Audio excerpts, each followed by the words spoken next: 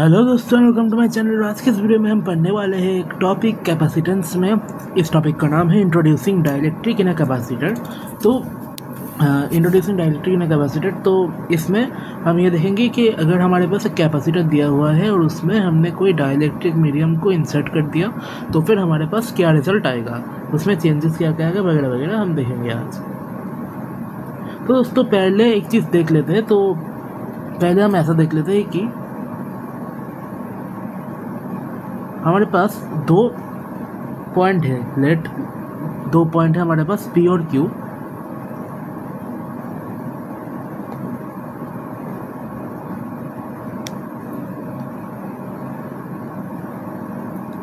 ये हमारे पास आ गया P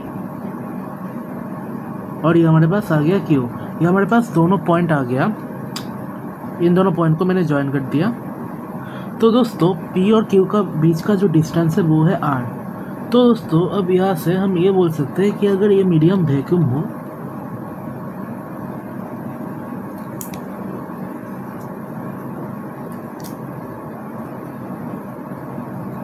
अगर ये मीडियम वैक्यूम है तो फिर हम ये बोल सकते हैं कि इसका जो इलेक्ट्रिक फील्ड आएगा, electric field at P due to charge Q, ये P एक पॉइंट है और ये एक चार्ज Q है। Electric field at P due to charge Q हम लिख सकते हैं। तो ये होगा इलेक्ट्रिक फील्ड का फॉर्मूला, आपको पता है 1/4πε0 R² into Q। 1/4πε0 R² into Q। इसको लेट हम E0 मान लेते हैं, इसको हम E0 मान लेते हैं। अब दोस्तों हम एक सेम ऐसा चीज़, अब दोस्तों अब ये देखो,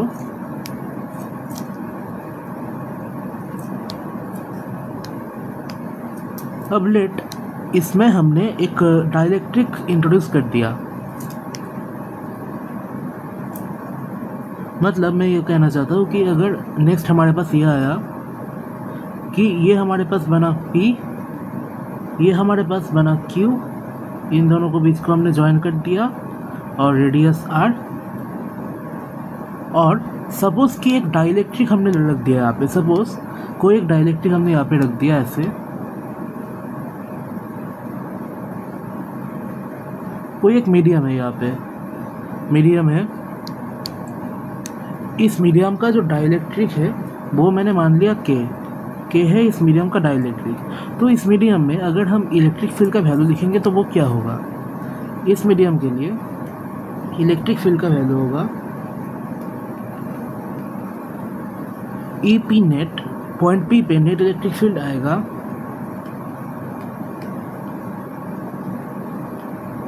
1/4πε0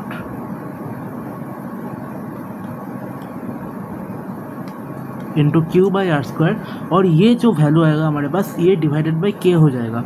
मतलब इसको हम डिवाइडेड बाई K भी कर देंगे। इसका मतलब इसको हम कहेंगे जो पहला वाला इलेक्ट्रिक फील्ड था हमारा, अब देखो कि ये इसका K टाइम्स कम है, इसका K टाइम्स अगर हम घटा दें तो ये होगा, मतलब इसका K, इस चीज़ का नेक्स्ट वाले का K टाइम्स ये वाला होगा।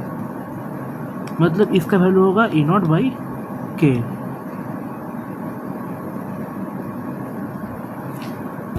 तो ये हमने देख लिया। अब इसको हम कैपेसिटर में देखते हैं कि कैपेसिटर में ये चीज़ कैसे आएगा।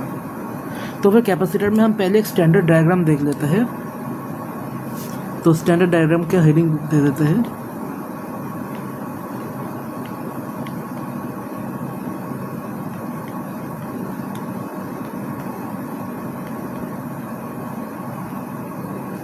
एक स्टैंडर्ड कैपेसिटर डायग्राम, इसमें हम देखेंगे कि डायग्राम में कि डाइलेक्ट्रिक के बीच हम मतलब कैपेसिटर के बीच हम कोई डाइलेक्ट्रिक इंसर्ट करेंगे।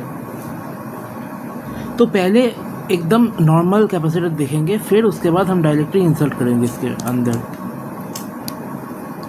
तो एकदम नॉर्मल ये ऐसा बनेगा कैपेसिटर।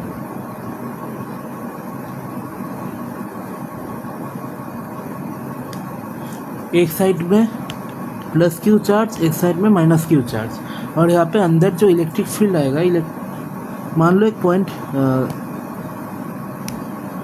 एक पॉइंट P है यहाँ पे हमारे पास। इस P पॉइंट में पॉजिटिव से नेगेटिव एक इलेक्ट्रिक फील्ड आएगा। तो इस इलेक्ट्रिक फील्ड का वैल्यू होगा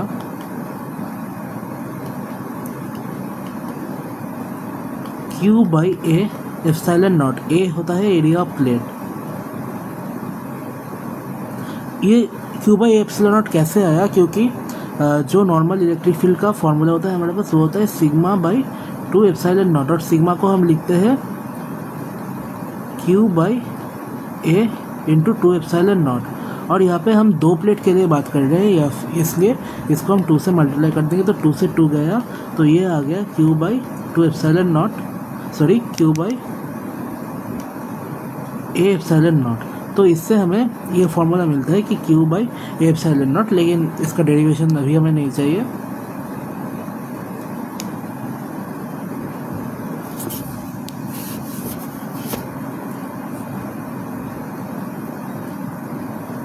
दोस्तों, अब अगर हमने यहाँ पे एक डाइलेक्ट्रिक इंसर्ट कर दिया,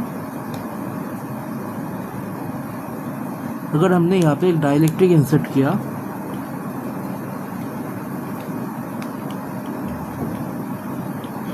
डाइलेक्ट्रिक का जो डाइलेक्ट्रिक कांस्टेंट होता है यहाँ पे वो होगा K equal to epsilon R. ये हम मान लेते हैं कि डाइलेक्ट्रिक का value K equal to epsilon R होगा। और ये डाइलेक्ट्रिक को हम 2 प्लेट्स के बिटवीन प्लेस करेंगे। ये हमारे पास 2 प्लेट्स आ गया। एक प्लेट पे तो माइनस चार्ज है,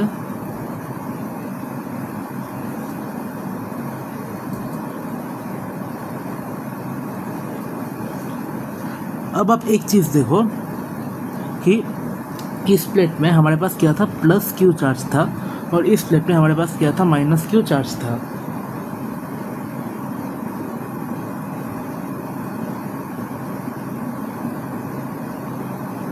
और ये जो हमारे पास माइनस चार्ज है, इसको हमने बोल दिया माइनस क्यू आई। और वो वाला जो चार्ज आया दूसरे प्लेट पे, इस पे भी एक चार्ज आएगा, इसको हमने बोल दिया प्लस क्यू आई।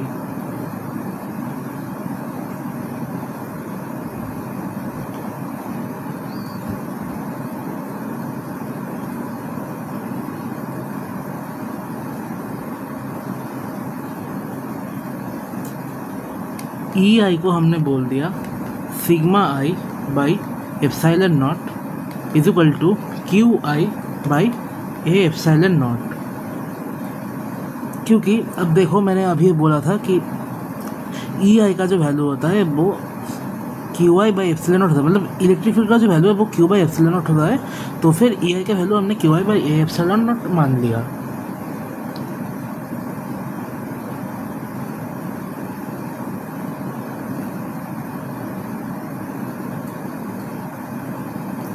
अब देखो, ये तो हमें पता है कि अगर हमने यहाँ पे के वाला इंसर्ट कर दिया एक डाइलेक्ट्रिक मीडियम, और ये अगर पॉइंट P हुआ, तो फिर पहले तो यहाँ पे एक हमारे पास E नॉट आ रहा था, मतलब इस इलेक्ट्रिक फील्ड को हमने E नॉट बोल दिया।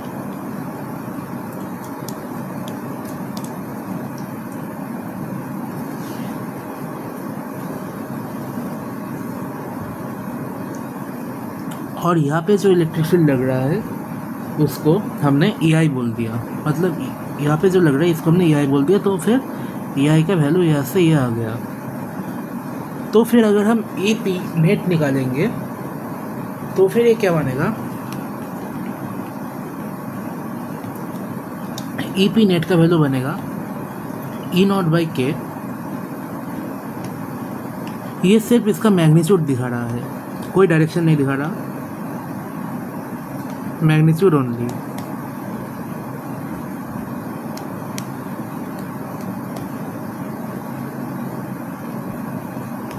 अब आप देखो, ई पी नेट जो होगा वो होगा ई नॉट प्लस ई आई के बराबर, E naught plus E I. E naught क्या है हमारे पास, यहाँ पे देखो ई नॉट हमारे पास प्लस आई कैप में है और ई आई माइनस आई कैप में है, तो इसको हम ऐसे भी लिख सकते हैं E naught I minus E I I cap, E naught I cap minus E I cap is equal to E naught by के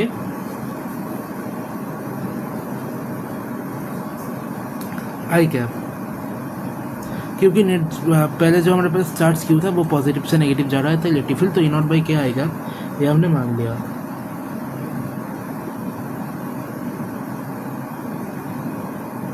ई नॉट का वैल्यू हमारे पास आ गया sigma by A epsilon naught, ये हो गया Q by A epsilon naught. E I का वैल्यू आपको पता है, ई आई का वैल्यू आ गया Q I by A epsilon naught, ये ऐसा आ गया ए आई का वैल्यू।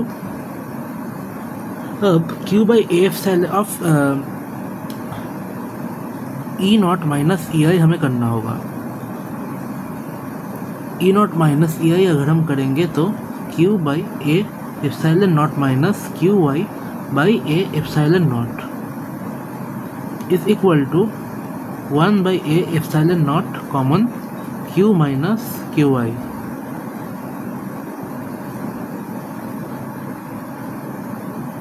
इज इक्वल टू हम क्या बोल सकते हैं इसको, ई नॉट बाई के,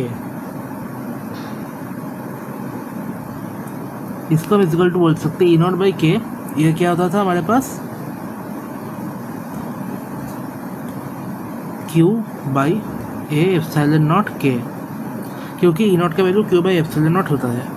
तो फिर यहाँ से हम देख सकते हैं कि Q minus Q I by A epsilon naught is equal to Q by A epsilon naught के। ए एप्सिलॉन नॉट कट गया, तो फिर के का वैल्यू यहाँ से हमारे पास आ जाएगा Q divided by Q minus Q आई। यहाँ से हमने क्यू को कॉमन ले लिया, सॉरी हमें यहाँ पे क्यू आई का वैल्यू निकालना था, मतलब नया जो क्यू आई आया है तो उस नए क्यू आई का वैल्यू हमें निकालना था। तो यहाँ से ये इक्वेशन कुछ ऐसा बनेगा Q is equal to Q by K plus Q I. तो फिर मैं यहाँ पे लिख लेता हूँ, ये जो क्यू आई का वैल्यू हमारे पास होगा वो होगा Q minus Q by K, Q Y is equal to Q common 1 minus 1 by K, formula आ गया हमारे पास नया क्यू आई का, ये होगा इसका फॉर्मूला। तो दोस्तों आज के इस वीडियो के लिए बस इतना ही। आज हमने सिर्फ एक ही पार्ट पढ़ा है इसका स्टैंडर्ड कैपेसिटर डायग्राम। तो हमने ये देख लिया कि क्यू आई जो नया चार्ज हमारे पास आएगा वो होगा पुराना जो चार्ज था हमारे पास क्यू इंटू 1 माइनस 1 बाई के, ये हमने प्रूव कर लिया। तो अगली पार्ट हम नेक्स्ट वीडियो में देखेंगे, तो लाइक से सब्सक्राइब।